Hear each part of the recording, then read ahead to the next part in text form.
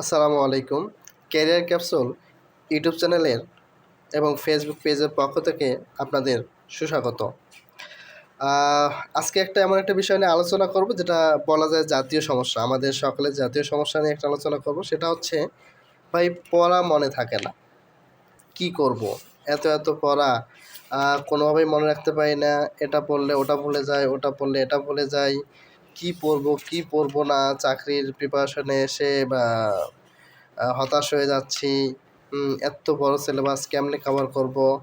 তো বা আজকে আমরা ভিডিওটা করব যে পড়া মনে রাখার টেকনিক। হ্যাঁ, আশা করি এই ভিডিওটা যদি আপনি সম্পূর্ণটাই দেখেন এবং টেকনিকগুলো ফলো করেন, তো বা কখনোই এমন মনে হবে না যে পড়া মনে থাকে না। এবং এই টেকনিকগুলো ফলো করলে আমি আশা করি যে ১ বছরের মধ্যে আপনি ভালো কোনো একটা জবে আপনার কর্মজীবন শুরু করতে পারবেন। এবং আশা করা যায় যে আপনি আপনার স্বপ্নের যে চাকরি, স্বপ্নের যে কর্মজীবন, সেটা শুরু করতে পারবেন। তো টেকনিকগুলো জেনে নিই। প্রথম হচ্ছে, এমন একটা জায়গা নির্বাচন করতে হবে যেখানকার পরিবেশ পড়াশোনার উপযোগী। হ্যাঁ, যদি এমন হয় যে আপনি যে জায়গায় পড়তেছেন ওই জায়গায় গান বাজনা হচ্ছে, হ্যাঁ, বা অন্য কোনো নয়েজ হচ্ছে, যেটা বিরক্তির কারণ হয়ে দাঁড়ায়, হ্যাঁ, এমন কোনো জায়গা নির্বাচন করা যাবে না। আপনি যে রুমে পড়বেন, যে টেবিলে পড়তে বসবেন, তার আশেপাশে প্রচুর আলো বাতাস থাকতে হবে, মনোরম একটা পরিবেশ হতে হবে, নীরব শান্ত পরিবেশ হতে হবে। এবং সবথেকে বড় যেটা হচ্ছে, আপনার টেবিলের আশেপাশে না, আপনার রুমেও মোবাইল ফোন রাখা যাবে না।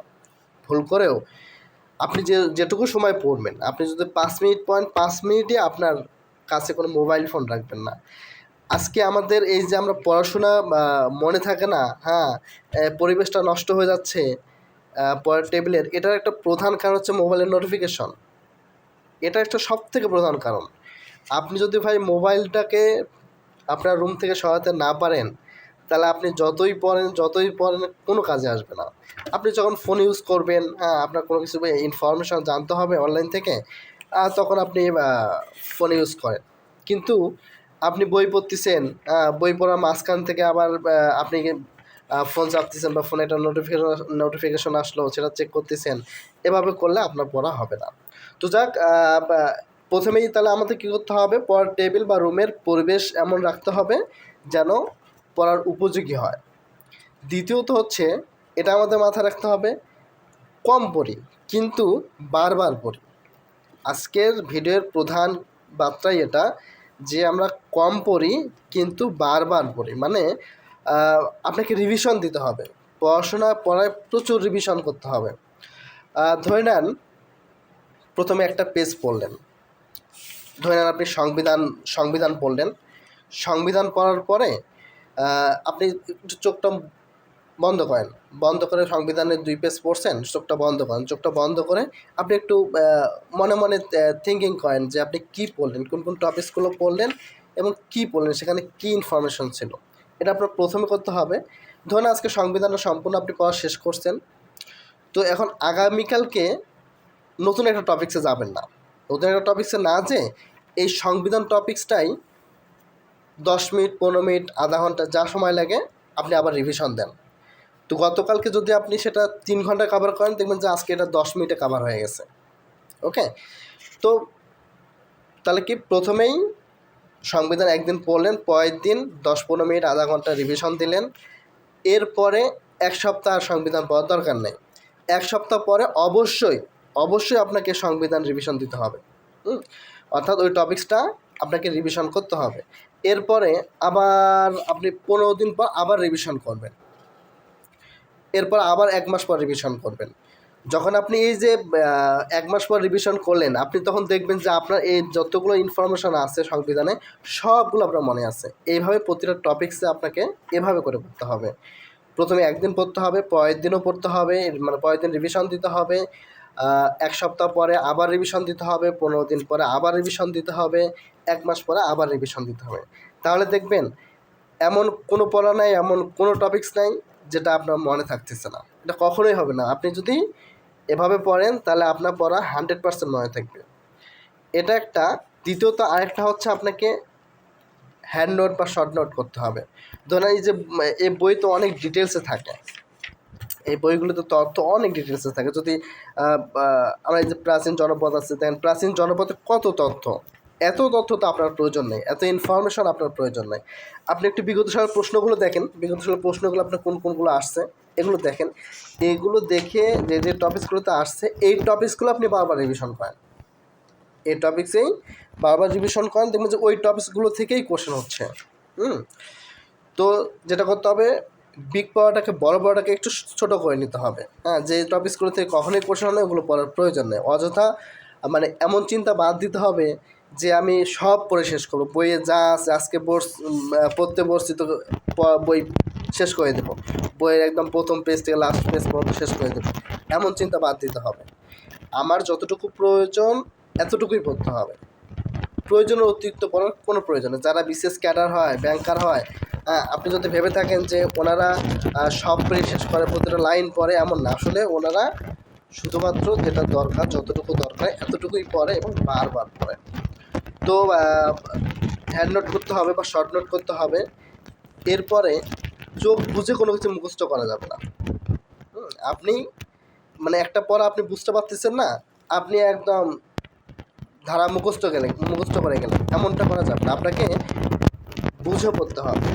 যেমন পৃথিবী সূর্যের চারিদিকে ঘোরে, এটা আপনি বারবার পড়ছেন, পৃথিবী সূর্যের চারিদিকে ঘোরে, পৃথিবী সূর্য, কারণ আপনি পরীক্ষা হলে জায়গা গেছে সূর্য পৃথিবীর চারিদিকে ঘুরে হয়ে গেছে। হ্যাঁ, তো এরকম মুখস্থ করা যাবে না। কেন পৃথিবী সূর্যের চারিদিকে ঘুরে, এটা কারণটা আপনাকে জানতে হবে। যখন আপনি কারণটা জানবেন তখন এটা আর আপনি কখনো বলবেন। এভাবে আপনাকে বুঝে করতে হবে। এরপরে কঠিন টপিকসগুলো, কিছু কিছু টপিকস আছে অনেক কঠিন যেটা আপনি বোঝেন না। হ্যাঁ, এই টপিকসটা একটা মনে করছে অ্যাজ এ টিচার, আপনি একজন টিচার, এখন ওই টপিকসটা আপনি একজন স্টুডেন্টকে বোঝাবেন। তো স্টুডেন্টকে বোঝাতে গেলে আপনাকে যেভাবে পড়তে হবে, ছোটো বাচ্চাদেরকে বোঝাতে গেলে যেভাবে পড়তে হবে ঠিক ওইভাবে পড়বেন আপনি। আর একটা হচ্ছে যে আপনি একটানা পড়তে যাবেন না, একটানা পড়ার কোনো প্রয়োজন নেই। ধরেন আপনি চিন্তা করতেছেন আপনি 2 ঘন্টা পড়বেন, টানা 2 ঘন্টা না পড়ে আধা ঘন্টা পড়েন। আধা ঘন্টা পড়ার পরে 15 মিনিট বা 20 মিনিট, সরি 10 মিনিট বা 5 মিনিট, 7 মিনিট, আপনার যতটুকু প্রয়োজন একটা ব্রেক নেন, ঠিক আছে? আধা ঘন্টার পর 5 মিনিট ব্রেক নেন। যেমন আমি দেখা যায় আমি যখন পড়তাম তখন 8-10 মিনিট ব্রেক নিতাম প্রতি 40-50 মিনিট পর পরে, ঠিক আছে? একটু রুমের ভিতরে হাঁটাহাঁটি করতাম, একটু বারান্দায় যেতাম, যে একটু করতাম। তো যাক, এভাবে আপনাকে ব্রেক নিয়ে পড়তে হবে, একটানা পড়ার চিন্তা বাদ দিতে হবে। আরেকটা হচ্ছে লিখে পড়ার চিন্তা করতে হবে। আমার কোনো একটা টপিক মনে থাকতেছে না, এটা প্রমাণিত যে আপনি শুধু পড়ে গেলে যতটুকু মনে থাকে, পড়ার সঙ্গে সঙ্গে যদি লিখেন তার কয়েক গুণ বেশি মনে থাকার পসিবিলিটি অনেক বেশি, এবং সবাই তাই বলে, আমিও তাই বলি। এই জন্যে পড়ার পাশাপাশি লিখতে হবে, লেখার অভ্যাস করতে হবে। লেখার অভ্যাস আপনাকে অনেক দূরে এগিয়ে নেবে। তো আবারও একটু শর্ট করে বলি, সেটা হচ্ছে প্রথমে আমাদের চিন্তাধারা কম করতে হবে, কিন্তু বারবার পড়তে হবে। প্রথমত রুমের পরিবেশ ঠিকঠাক করতে হবে, আলো বাতাস পূর্ণ হতে হবে, কম পড়বো কিন্তু বারবার পড়তে হবে, মানে রিভিশন দিতে হবে। আজকে যেটা বললাম কালকে সেটা রিভিশন দেবো, 7 দিন পর আবার রিভিশন দেবো, 15 দিন পর আবার রিভিশন দেবো, 1 মাস পর আবার রিভিশন দেবো, এরপরে দেখবো যে পড়া একদম কমপ্লিট হয়ে গেছে। এরপরে চোখ বুঝে মুখস্থ না করার থেকে ভালো হয় বুঝে পড়া। হ্যাঁ, বুঝে পড়া এবং কঠিন টপিকসগুলো ছোটো বাচ্চাদেরকে যেভাবে বোঝায় এভাবে বুঝে পড়া। একটানা না পড়ে ব্রেক দিয়ে পড়া, একটানা না পড়ে আমরা ব্রেক দিয়ে পড়বো, তাহলে দেখবো যে পড়া মনে থাকবে। এবং লিখে পড়া। আর একটা কথা হচ্ছে যে সব পড়তে হবে, প্রতিটা লাইন পড়তে হবে, প্রতিটা লাইন মনে রাখতে হবে, এই চিন্তাধারা থেকে বের হয়ে আসতে হবে। আমাকে জানতে হবে কোন টপিকসটা পড়তে হবে, কতটুকু পড়তে হবে। এটার জন্য অবশ্যই আপনাকে বিগত সালের প্রশ্নগুলো আগে অ্যানালাইজ করতে হবে। যদি বিগত সালের প্রশ্নগুলো যদি আপনি অ্যানালাইসিস করেন তাহলেই বুঝতে পারবেন যে আপনার কতটুকু পড়তে হবে, কী পড়তে হবে।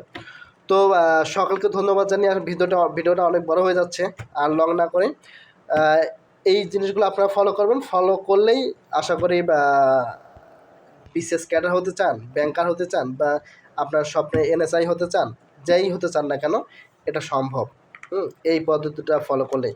তো সকলকে ধন্যবাদ জানিয়ে শেষ করছি। ক্যারিয়ার ক্যাপসুল ইউটিউব চ্যানেল এবং ফেসবুক পেজের সঙ্গেই থাকবেন। ধন্যবাদ। আসসালামু আলাইকুম।